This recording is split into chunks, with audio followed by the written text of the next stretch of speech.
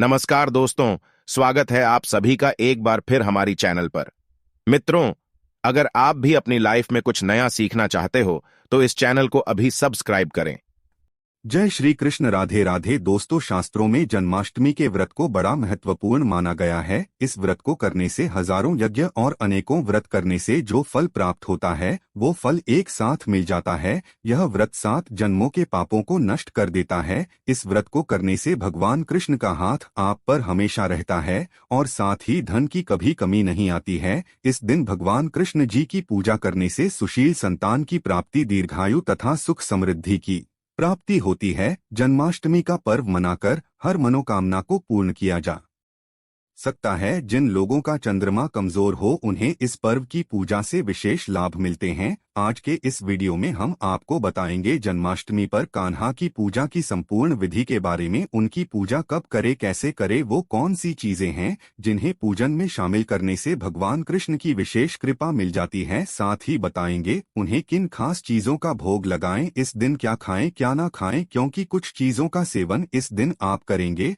तो कृष्ण भगवान प्रसन्न होने के बजाय आपसे रुष्ट हो सकते हैं। तो बहुत ही महत्वपूर्ण शास्त्रों में बताई गई इन बातों को आज के वीडियो में आप सुन सकेंगे, तो वीडियो को आखिर तक जरूर देखें और कमेंट बॉक्स में जय श्री कृष्णा का जयकारा लगाकर अपनी कृष्ण भक्ति को जरूर दर्शाएं। जय श्री कृष्ण। दोस्तों, कृष्ण जन्माष्टमी को गोकुलाष्टमी भी कहा जाता है। ये एक ऐसा त्योहार है जो पूरे देश में भक्तों द्वारा पूरे जोश और उत्साह के साथ भगवान कृष्ण के जन्म दिवस के रूप में मनाया जाता है। भगवान कृष्ण का अवतार पृथ्वी से सभी अंधकारों का अंत करने और बुराई को नष्ट करने का प्रतीक माना जाता है। यह त्योहार विश्व भर के हिंदुओं द्वारा मनाया जाता है। लोग अपने व्यस्त जीवन से समय निकालकर कृष्ण जन्माष्टमी का त्योहार हर्षोल्लास से एक साथ मिलकर मनाते हैं। सालों वर्ष पूर्व माता देवकी और वसुदेव ने आधी रात को मथुरा के कारागार में एक दिव्य बालक को जन्म दिया था। ये भगवान विष्णु का 8वां अवतार श्री कृष्ण थे। भादो मास के कृष्ण पक्ष की अष्टमी तिथि को रोहिणी नक्षत्र पर कान्हा ने जन्म लिया था। इसीलिए हर साल कृष्ण जयंती पर कान्हा के बाल स्वरूप की पूजा की जाती है।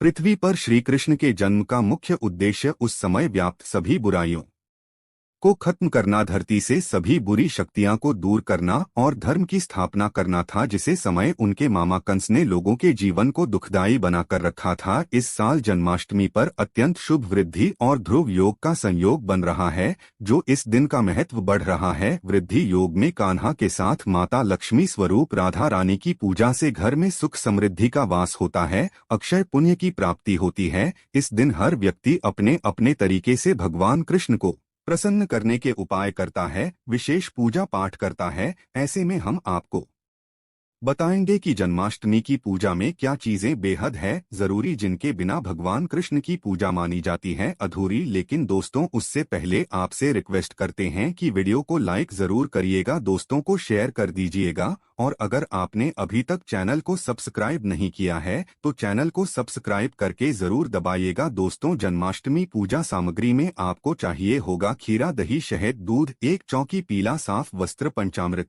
बाल कृष्ण की मूर्ति, गंगाजल, दीपक, घी, बात, धूप बत्ती, गोकुलेश, चंदन, अक्षत, माखन, मिश्री, भोग की सामग्री, तुलसी का पत्ता आदि और भी कुछ खास चीजें हैं जिन्हें आप कृष्ण पूजा में शामिल करते हैं तो कान्हा जी खुशी से फूले नहीं समाएंगे, आप पर अनेक को शुभाशीर्वाद बसाएंगे। जन्माष्टमी की पूजा में बांसुरी को अवश्य शामिल करें। बांसुरी कृष्ण भगवान की सबसे प्रिय वस्तु है। बांसुरी उनका प्रेम था तो मोरपंख उनके व्यक्तित्व का हिस्सा, तो उनकी पूजा में मोरपंख भी अवश्य शामिल करें। मोरपंख खुशहाली और भव्यता का प्रतीक माना गया है। जन्माष्टमी पूजा में भगवान कृष्ण के साथ गाय की मूर्ति या गाय की प्रतिमा को अवश्य रखें। श्री कृष्ण गायों से बहुत प्रेम करते थे, उन्हें गायों का ग्वाला गोपाल कहा जाता है। जन्माष्टमी के दिन घर में छोटा पल्ला या झूला अवश्य रखें। लड्डू गोपाल के लिए बनाए गए भोग में तुलसी पत्र अवश्य डालें। अब बात करते हैं कि जन्माष्टमी के इस पावन पर्व पर भगवान कृष्ण की पूजा किस प्रकार से करनी चाहिए। आप प्रातःकाल जल्दी उठें और स्नान आदि करने के बाद स्वच्छ वस्त्र परिधान करें। घर के मंदिर की साफ सफाई आपको एक दिन पहले ही कर लेनी चाहिए। वैसे तो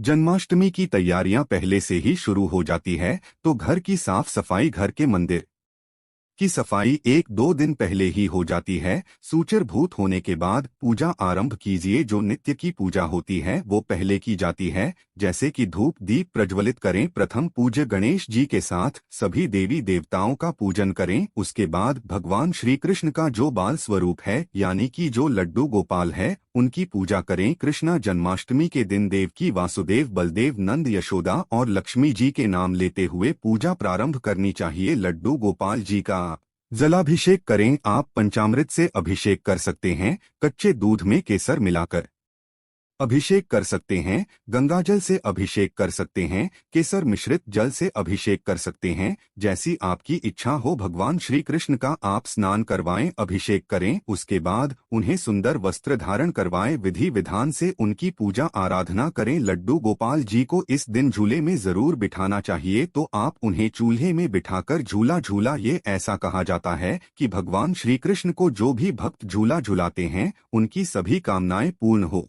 जाती है, उनके सभी दुख दूर हो जाते हैं। तो अपनी इच्छा के अनुसार भगवान श्री कृष्ण को कुछ समय तक झूला अवश्य झुलाएं। उसके बाद लड्डू गोपाल जी को भोग अर्पित करें। इस दिन विष्णु पुराण और भागवत गीता का पाठ अवश्य करें। जैसे आप अपने पुत्र की सेवा करते हैं, पुत्र को प्यार करते हैं, उसी प्रकार से इस दिन भगवान श्री कृष्ण की आप पूजा कीजिए। पुत्रवत मानकर उनकी पूजा कीजिए। इस दिन पूजा करने का जो विशेष समय होता है वो रात्रि का समय होता है। इस रात्रि में 12 बजे के बाद भगवान कृष्ण की पूजा की जाती है, उनका जन्मोत्सव मनाया जाता है। तो उस समय भी स्नान आदि करके विधि विधान से भगवान श्री कृष्ण की पूजा करें। फिर भगवान श्री कृष्ण को झूले में बिठाएं, झूला झूले भोग अर्पित करें, उनके सामने मंत्र जाप करें, परिवार सहित बैठकर भजन कीर्तन करें। तो अपनी शक्ति, अपने सामर्थ्य, अपनी श्रद्धा के अनुसार भगवान श्री कृष्ण की विधिवत सेवा और पूजा करें। इससे मन को शांति मिलती है और आप जिस भी कामना से भगवान की पूजा करते हैं वो कामना भगवान श्री कृष्ण पूर्ण करते हैं। इस दौरान भगवान कृष्ण जी को तरह तरह के भोग लगाए जाते हैं। जन्माष्टमी पर इन विशेष चीजों का लगाए भोग कान्हा हो जाएंगे प्रसन्न और करेंगे आपकी हर मनोकामना को पूर्ण। दोस्तों, भगवान श्री कृष्ण को माखन मिश्री सबसे ज्यादा पसंद है। कहते हैं कि बाल गोपाल बचपन में चोरी छुपे ढेर सारा माखन मिश्री खाया करते थे। ऐसे में आपके घर पर मलाई से ताजा मक्खन निकालकर उसमें मिश्री मिलाकर इसका भोग लगाएंगे तो वे अति प्रसन्न हो जाएंगे। धनिया पंजरी को जन्माष्टमी पर प्रसाद के रूप में बांटा जाता है। जन्माष्टमी पर धनिया के बीज को घी में भुना जाता है और इसमें सूखे मेवे और शक्कर डालकर इसका भोग भगवान कृष्ण को लगाया जाता है। कृष्ण भगवान को पंजरी के साथ पंचामृत का भोग बहुत प्रिय है।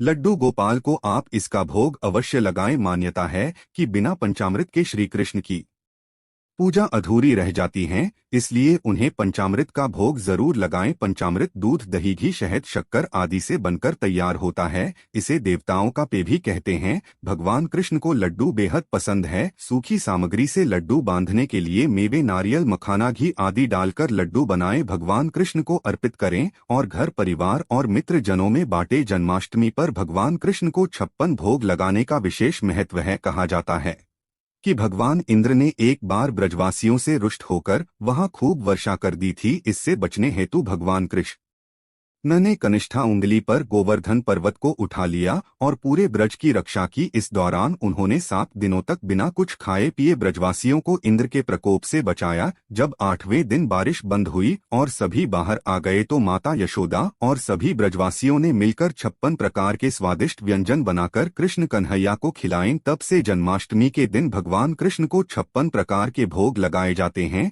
दोस्तों, कई बार इस दिन व्रत उपवास करने वाले कुछ लोग यह समझ नहीं पाते हैं कि इस दिन उनको क्या खाना चाहिए और क्या नहीं, जिससे व्रत करने में किसी तरह की दिक्कत ना रहे और पूजा भजन कीर्तन के लिए ऊर्जा भी बनी रहे। तो आइए अब आपको बताते हैं कि जन्माष्टमी के व्रत में क्या खाएं और वो ऐसे कौन सी चीजें हैं जिन्हें इस दिन ग्रहण करने से भगवान कृष्ण हो जाते हैं रुष्ट। पहले हम आपको बताते हैं कि जो जन्माष्टमी का व्रत नहीं रख रहे हैं उन्हें इस दिन कौन सी चीजें भूलकर भी नहीं खानी चाहिए। जन्माष्टमी के दिन बैंगन नहीं खाना चाहिए, मसूर की दाल नहीं खानी चाहिए, मांस अंडा नहीं खाना चाहिए, मदिरा का सेवन नहीं करना चाहिए, प्याज लहसुन का सेवन भी इस दिन नहीं करना चाहिए। 5 सुपारी, तंबाकू, सिगरेट आदि का सेवन भी नहीं करना चाहिए। इस दिन हरी पत्तेदार सब्जियां भी नहीं खानी चाहिए, उनमें बहुत सारे छोटे छोटे जीव हो सकते हैं, तो वो जीव हत्या के समान हो जाता है। तो इस दिन जीव हत्या या जीव को नुकसान नहीं पहुंचाना चाहिए, इससे बड़ा पाप लगता है,